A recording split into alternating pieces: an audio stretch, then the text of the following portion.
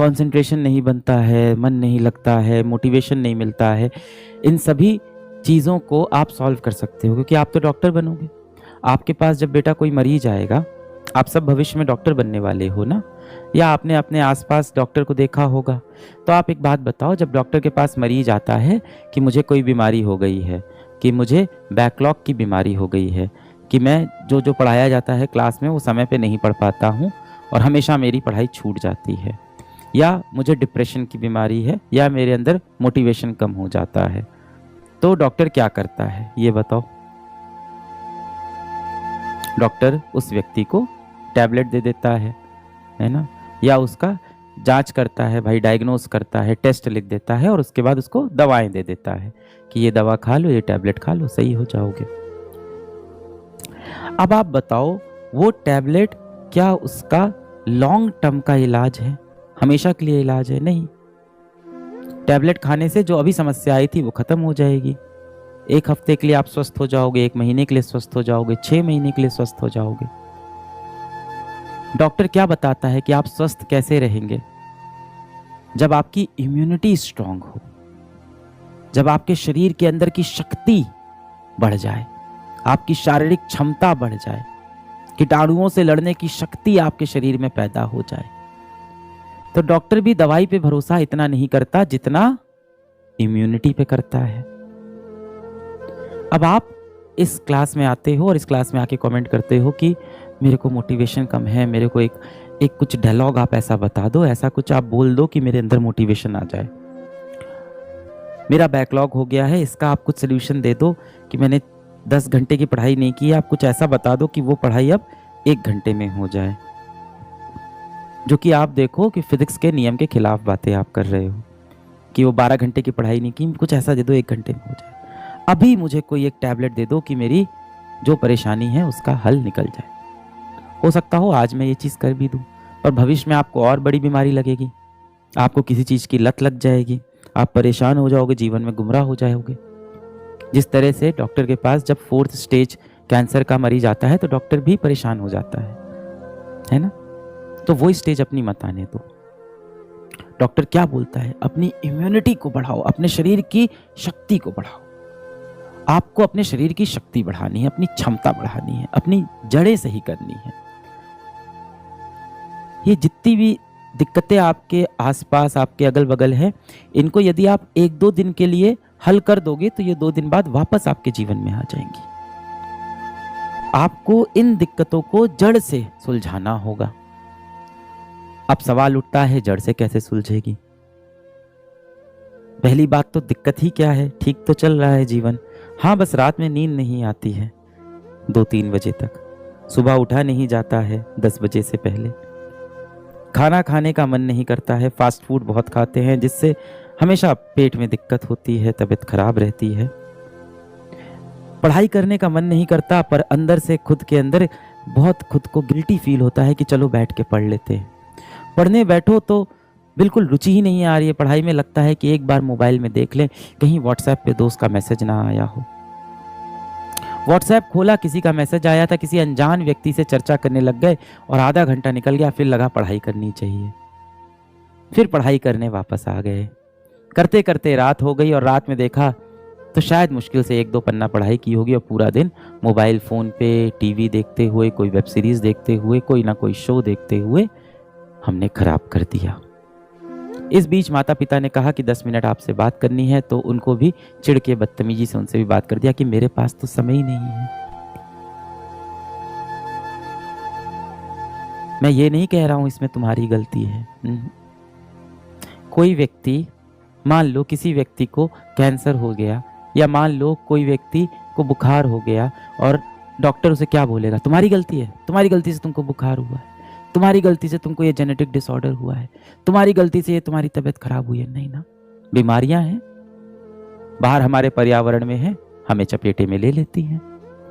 इसी तरह से कलयुग के अंदर बहुत सी ऐसी बीमारियां हैं जो आप जैसे युवाओं को अपने चपेट में ले रही है। वो बीमारियां क्या हैं? वो बीमारियां हैं ये सोशल मीडिया प्लेटफॉर्म्स, इंस्टाग्राम हो गया, यूट्यूब हो गया, व्हाट्सएप हो गया। अब बताया तो बहुत अच्छे तरीके से जाता है कि व्हाट्सएप बनाया है ताकि आप बात कर सको दोस्तों से, दूर बैठे व्यक्ति से आप बातें कर सको। इंस्टाग्राम इसलिए आप अपनी फ़ोटो डाल सको। यूट्यूब इसलिए है कि आप शिक्षा प्राप्त कर सको पूरी दुनिया की। पर असल में इसका क्या इस्तेमाल हो रहा है आपको भी पता है। तो कलयुग के अंदर ना बहुत सारी इस तरह की बीमारियां टहल रही हैं। और जो आप कहते हो ना कि आपको मोबाइल फ़ोन की लत लग गई है, या आपका पढ़ने में रुचि नहीं है, आपको किसी और चीज़ में मज़ा आने लग गया है, इसमें बेटा आपकी गलती नहीं है। मुझे लगता है आपकी जनरेशन को इस चीज़ का एक श्राप मिला है। पर्यावरण पूरी तरह से दूषित हो चुका है। ये एक बीमारी है और इसे हमें समझना होगा। आपके अगल बगल बहुत सारे नए युग के शैतान हैं। ये नए युग के रावण हैं जो हमारे अगल बगल टहल रहे हैं, हमें अपने चपेटे में लेने की कोशिश कर रहे हैं, हमें अपने लक्ष्य से भटका रहे हैं। जब आप किसी ओटीटी प्लेटफॉर्म पे कोई भी वेब सीरीज देखने लगते हो, कोई भी शो देखने लगते हो जिसमें लड़ाई झगड़ा चल रही है, कुछ भी चल रही है, पंचायत चल रही है, उससे आपको आपका लक्ष्य पाने में कोई मदद नहीं होगी। आप बोलते हो नहीं वो मुझे खुशी देगा, मुझे सुख देगा। उतनी देर आप अपने एक बहुत अच्छे दोस्त से बैठ के किसी विषय पे चर्चा करो, आपको ज़्यादा सुख महसूस होगा। अपने माता पिता के साथ बैठ के बातें करो, आपको ज़्यादा सुख महसूस होगा। आप जाके बाहर कोई खेल खेलाओ, शारीरिक कसरत वाला कोई खेल खेलाओ, आपके शरीर को भी अच्छा लगेगा, आपके दिमाग को भी अच्छा लगेगा। पर हम कर नहीं पाते। क्यों? क्योंकि हम बीमार हो गए भाई। आप समझो इसमें आपकी गलती नहीं है। मैं आपको बिल्कुल ब्लेम नहीं कर रहा हूं। तुम्हारा हाथ पकड़ के मैं खड़ा हूं।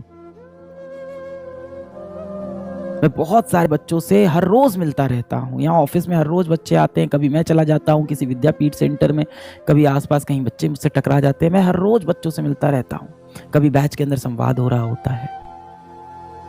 वरना मैं सोशल मीडिया पे मैं तो एक्टिव रहता हूं देखने के लिए कि मेरे बच्चे क्या कर रहे हैं।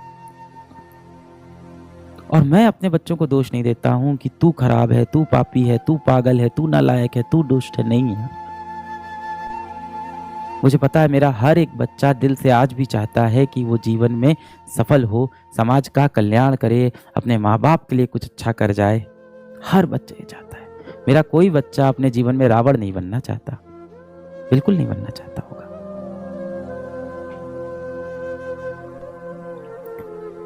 अब बात आती है इन बीमारियों से हम कैसे लड़ें, जो हमारा समय लेके हमसे चली जाती हैं। इन बीमारियों से हम कैसे लड़ें? अभी मैं यकीन बैच में था 2.0 में, तो यही बात हो रही थी। तो मैंने कहा था कि आपने कोई वेब सीरीज देखी, आपने कोई शो देखा, आप दोस्तों के साथ बाहर पार्टी पे चले गए, खाने पीने चले गए, आप मोबाइल पे शॉर्ट्स देख रहे हो, आप व्हाट्सएप पे किसी से रात रात बात कर रहे हो, ये जितनी भी आप मौज मस्ती कर रहे हो, इससे आप कभी भी जीवन में एक बड़े मनुष्य, एक सफल मनुष्य नहीं बनने वाले। किस्सा मौज मस्तियों का नहीं, मेहनतों का मशहूर होता है। मेहनतों के किस्से मशहूर होते हैं। ये जितनी भी बीमारियां हैं, इनसे लड़ने का क्या तरीका है? इंद्रियों पे काबू, इम्यूनिटी को बढ़ाना। कैसे होगा ये? अभी क्या हुआ मॉडर्न समय के अंदर, आप देखो भगवान पे विश्वास करने वाले को, और जब मैं भगवान बोल रहा हूं तो अपने अपने धर्म के हिसाब से अपने अपने क्रिएटर को आप मान लेना। भगवान पे विश्वास करने वाले को हमने बोला कि वो गंवार है। जो भी व्यक्ति होता है जो भगवान पे विश्वास करता है, हम लोग कहते हैं ये तो बहुत पुरानी सोच का है, ये तो गंवार है, साइंस ये कहती है, साइंस वो कहती है। मैं तो फिजिक्स का ही टीचर रहा हूं। आप इतिहास के जितने बड़े साइंटिस्ट उठा लो, सब ये कहते हैं कि ये दुनिया किसी ने बनाई है, अपने आप नहीं बनी है। हाँ, वो रचयिता जो है दुनिया का, वो देखने में कैसा होगा हमें नहीं पता है। इसीलिए उपनिषद कहती भी है कि भगवान का कोई रूप नहीं है, भगवान का कोई शेप नहीं है, पर है। मॉडर्न समय में क्या हुआ कि हम उससे दूर हो गए। हमें लगा कि बहुत कूल होगा अगर हम बोलेंगे कि I am N atheist, I don't believe in God.